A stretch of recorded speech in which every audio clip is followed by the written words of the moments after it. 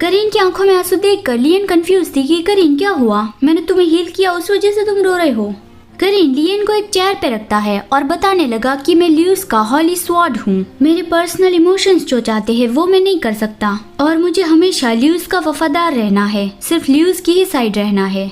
जब से मैंने ये शपथ ली है तब से मेरी जिंदगी मेरी अपनी नहीं रही, मैं सिर्फ ल्यूस को प्रोटेक्ट करने के लिए ही एग्जिस्ट करता हूँ। वो लियन के आगे घुटने पे बैठ गया और उसका हाथ पकड़ के कहा कि लेकिन जब आप कहोगी तब मैं एक बार आपकी साइड खड़ा रहूंगा, फिर चाहे भले ही मुझे ल्यूस और बाकी सबके खिलाफ जाना पड़े। तो प्लीज मुझे आपको मेरा फर्स्ट और लास्ट बनाने दीजिए, मतलब मेरा पहला और आखिरी प्यार। वो आंसू भरी आंखों के साथ लियन के हाथ पे किस करता है। लियन एकदम ही सरप्राइज थी कि ओरिजिनल स्टोरी से ये मेरी फेवरेट करीन की लाइंस है, लेकिन वो ये मुझे क्यों कह रहा है। लियन कुछ कहने वाली थी कि करीन उसे कहने लगा कि मैं जानता हूँ मैं बहुत ही सेल्फिश बन रहा हूँ, है ना। पर वो आगे कुछ कहे उससे पहले ल्यूसिया वहाँ पे आ गई करीन को बुलाने कि आसान ने उसे अर्जेंटली आने को कहा है। तो फिर करीन फिर से लियन को उठाकर जाने वाला था, लेकिन लियन ने मना किया कि अब यहाँ से वो चल लेगी। करीन उसे चलने में सहारा देता है और जब वो दोनों ल्यूसिया के पास से गुजरे तब ल्यूसिया ने धीमी आवाज में लियन से कहा कि धोखेबाज। लियन जब पहली बार इस दुनिया में आ गई थी तब उसने इसे इतना सीरियसली नहीं लिया था कि ये तो बस एक बचकान रोमांस कहानी है, मैं बस सबको अवॉइड करूंगी, ल्यूसिया की फ्रेंड बनके उसकी मदद लेके अपनी दुनिया में वापस चली जाऊंगी।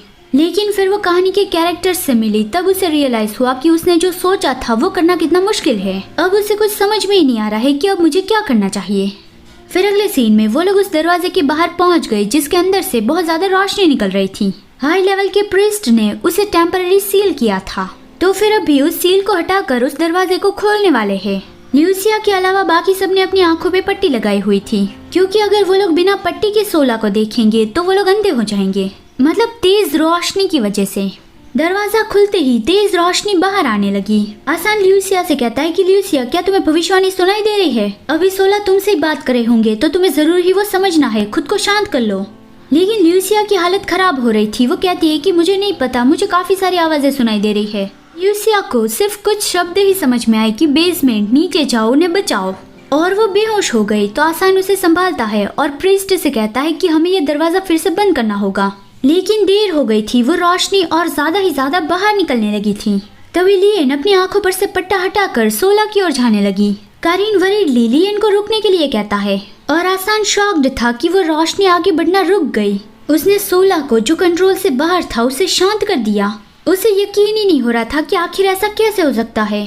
थोड़ी देर बाद वो दरवाजा बंद हो गया और लियन चैन की सांस ले रही थी कि अगर मैंने थोड़ी देर कर दी होती तो बहुत बुरा होता।